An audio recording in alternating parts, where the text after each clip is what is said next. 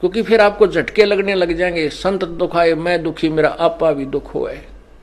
परमात्मा कहते हैं मेरे कबीर कहे मेरे भक्त को दुख ना दियो कोई, मेरा भक्त दुखाए मैं दुखी, मेरा आपा भी दुख होई। तो हम आज उसी स्थिति में आ चुके हैं। हम बुराई करते आगा पीछा नहीं देखते, हम उसके पाप की तरफ कभी नहीं देखते, इसका परिणाम नहीं देखते। इस तत्व ज्ञान से हमें परिणाम नजर आएगा, स्पष्ट नजर आएगा, हम दूर हो जाएंगे।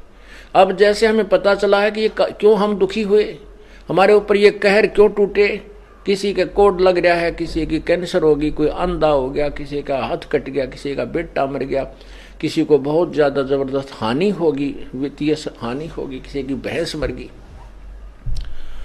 किसी के बिजनेस में घाटा हो गया। तो फिर आपके तत्व ज्ञान से पता चलेगा कि मेरे ही पाप कर्मों का, दुष्कर्मों का परिणाम है ये। अब वो जो धन 2 नंबर का जोड़ा था गलत काम करके, बुराई करके, वो पाप तो आपके पास जो के तो जमा है, लेकिन वो धन नहीं रहा।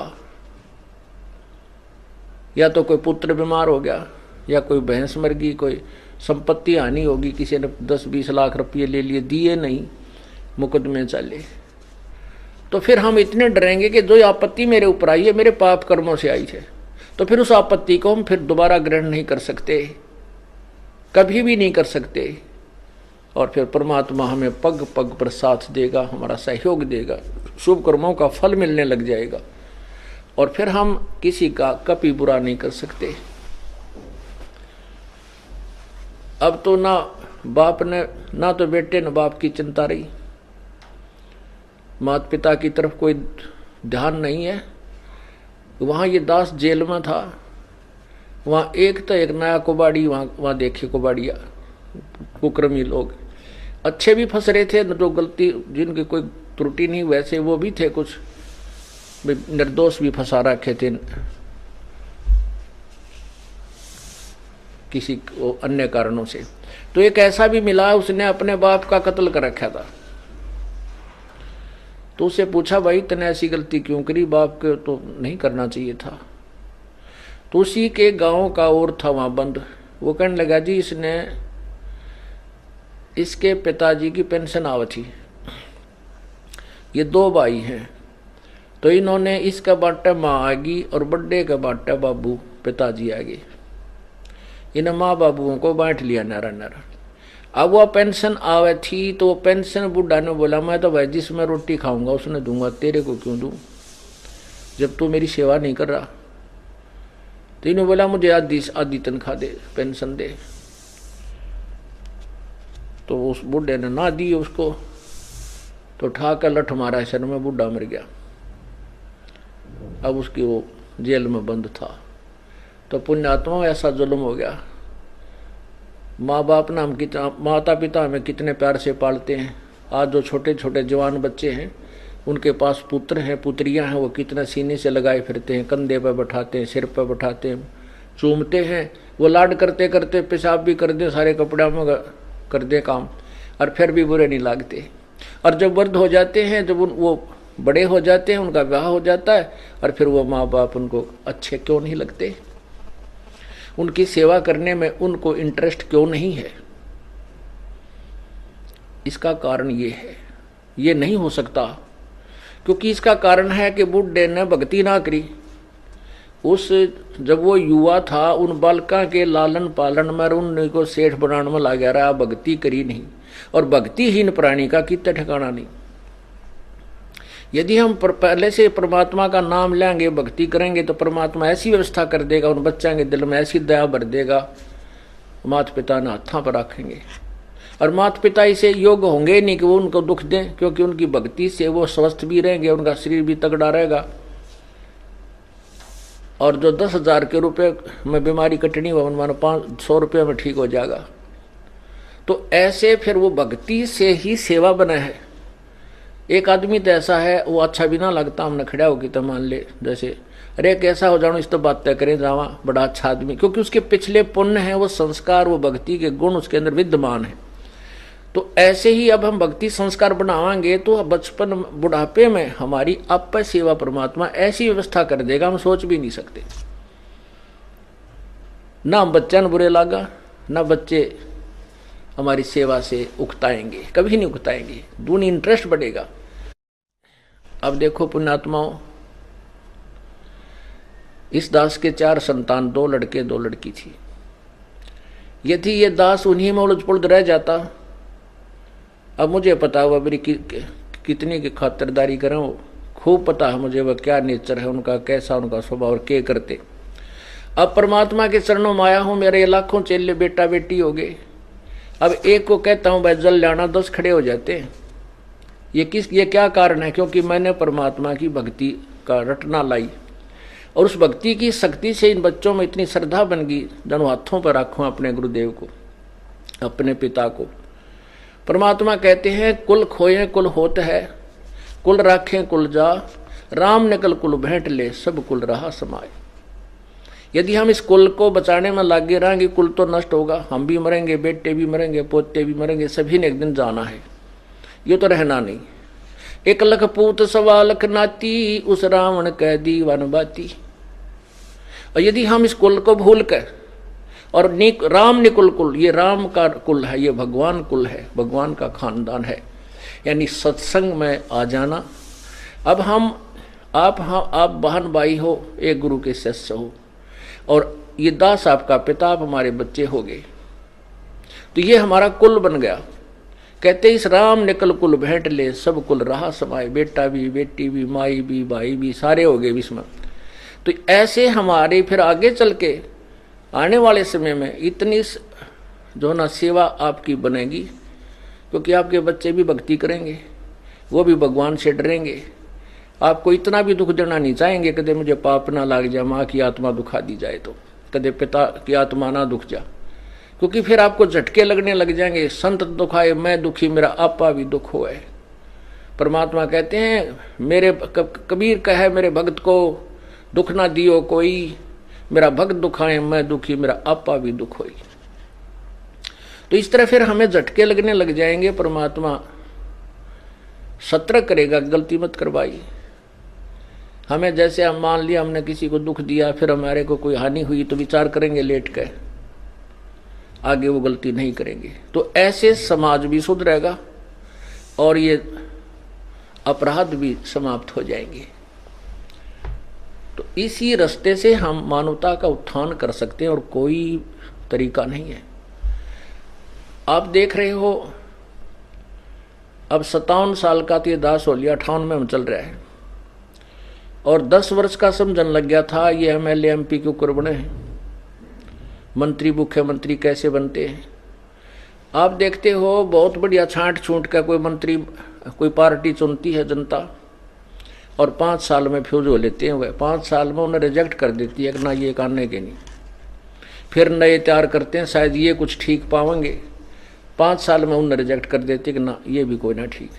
क्योंकि जब तक हम राम नाम से डरने वाले अपने नेता नहीं चुनेंगे तब तक कोई भी सुधार नहीं हो सकता। और ये इस मार्ग से ही वो पुण्यात्मा उभरेंगी, ऐसे ही ज्ञान से फिर वो भगवान से डरने वाले होंगे, परमात्मा का नौकर बनकर वो राज करेंगे, नहीं को राज को छुएगा नहीं। इतना भयंकर पाप है इस राज के अंदर। राजा लोग भगवान से डरने वाला हो, बिल्कुल भी गलत काम नहीं करते, तुरंत त्याग देना पड़े, उसने इस्तीफा देना पड़ जाए। ऐसे निर्भय होकर जब हम शासन करेंगे तो हम पाप से बचे रह सकते हैं, अन्यथा नहीं। और तभी हमारी प्रजा सुखी होगी, और प्रजा सुखी होगी भगवान के भक्ति से, इस पुण्य से, दान से, धर्म से, और इन्हीं के निमित्त परमात्मा की कृपा से प्रभु समय पर वर्षा करेगा, हर तरह की सुविधा देगा।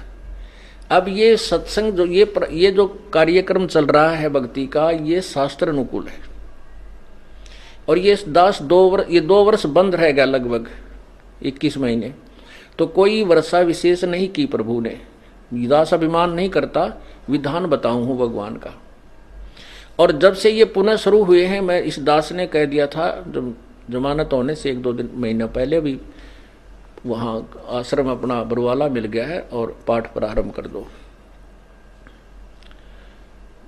तो उसके बाद ये दास 30 अप्रैल को आया था। उसके बाद पूरा जेठ, जून, जुलाई, अप्रैल, मई, जून, जुलाई परमात्मा ने इतनी प्यारी बारिश करी। कहते हैं ट्यूबलों के पानी भी 10-10, 20-20 फुट नीचे चले गए थे। हाहाकार मच गई थी। समाचार पत्रों में भी आने लगे थे कि भारत के अंदर केवल 7 दिन का अन्न है अगर अकाल गिर गया तो। अब परमात्मा ने, अब जैसे आपने गीता जी अध्याय नंबर 3 के मंत्र नंबर 10 से 15 में सुना है कि जो शास्त्र अनुसार जो यज्ञ की जाते हैं तो यज्ञ से ही वर्षा होती है। जैसे कहते हैं सभी प्राणी अन्न से उत्पन्न होते हैं, अन्न वर्षा से उत्पन्न होता है, वर्षा यज्ञ से होती है, यज्ञ शुभ कर्मों से होते हैं और शुभ कर्म इस काल के लोक में आए तो हमने ये कर्म करने पड़ेंगे। ये काल ब्रह्म से हमारे को ये कर्म लगे और ब्रह्म की उत्पत्ति हुई अक्षर पुरुष से, उस अविनाशी परमात्मा से, और वो अविनाशी परमात्मा ही सभी यज्ञों में प्रतिष्ठित है। उसी को इष्ट रूप में पूज्य मानकर जो धार्मिक अनुष्ठान किए जाते हैं उनका प्रतिफल सही मिलता है। जैसे जड़ को सींचने से फलों को, टहनियों को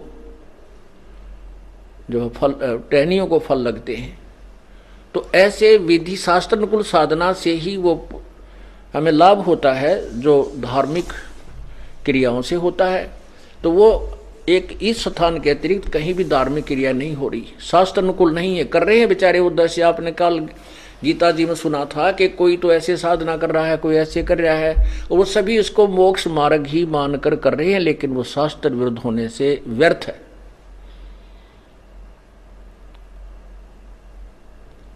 इसलिए ये आप देख रहे हो, ये दास ने, आपने भी देखा, मई, जून और जुलाई, अगस्त दिन खाली नहीं गया जो बारिश ना हुई हो, और बहुत प्यारी प्यारी, और 2 दिन होगी, 3 दिन रुक कर फिर बरस गया। परमात्मा ने इतनी अच्छी बारिश की और ना कहीं फ्लड आने दिया।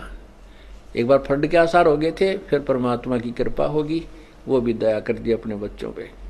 अब पुण्यात्माओं ये समस्या आती है कि भी देखो हम तो खरदान कर रहे हैं, लाभ तो सभी को हो रहा है, परमात्मा की सभी संतान है, ये आत्मा उसी प्रभु की है। अब जैसे किसान खेत में बीज बीजता है, फसल बीज रखी है, गेहूं बो दिया, और गेहूं में खरपतवार भी साथ होता है। अब उस पानी डाला जाता है, खाद डाला जाता है, वो एक एक पौधे को नहीं डालता किसान, वो पूरे ही एकड़ में डाल देता है, एकड़ में सिंचाई करता है, किले एकड़ों के एकड़ों में। तो उसमें क्या होता है कि वो साथ में खरपतवार भी उभरता है, वो भी बड़ा होगा, और वो बल्कि उस पौधे गेहूं से भी अच्छा हो जाता है। जैसे आपने देखा होगा गेहूं जैसा ही एक और पौधा होता है गेहूं की फसल में, उसको जई भी बोल देते हैं। तो वो पौधा बिल्कुल मिलता जुलते, उसके पत्ते सेम टू सेम। उसका कब पता लगता है ये खरपतवार है या गेहूं है? जब बाल आवे, जब उस पर फल परिपक्व होता है, उस पर बाली आती है, जब उसको पहचान होती है कि ये गेहूं है और ये खरपतवार है। उसकी बाली में उसके परिणाम मंत्र होता है।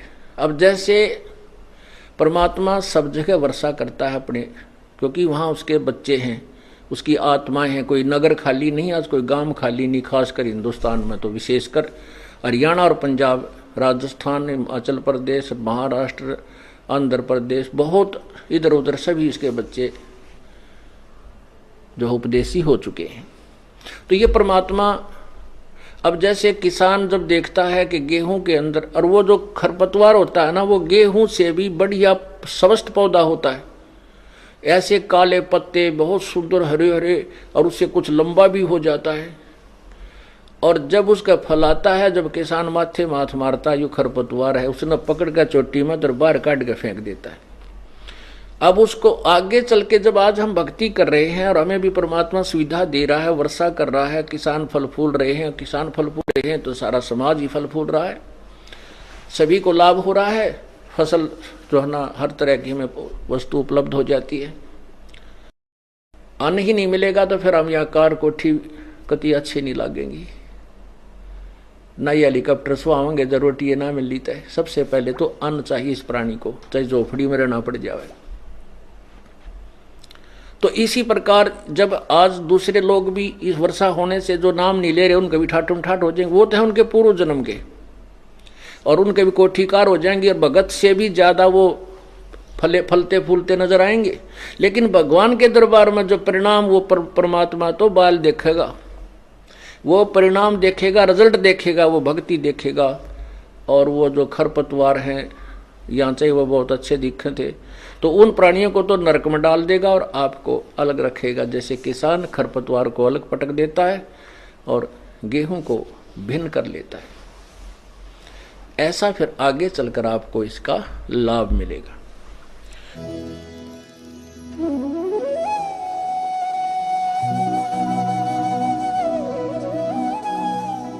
अगर आप ये वीडियो YouTube पर देख रहे हैं तो हमारे चैनल को सब्सक्राइब करें और बेल आइकन को दबाना ना भूलें। अगर आप Facebook पर ये वीडियो देख रहे हैं तो हमारे पेज को लाइक करें।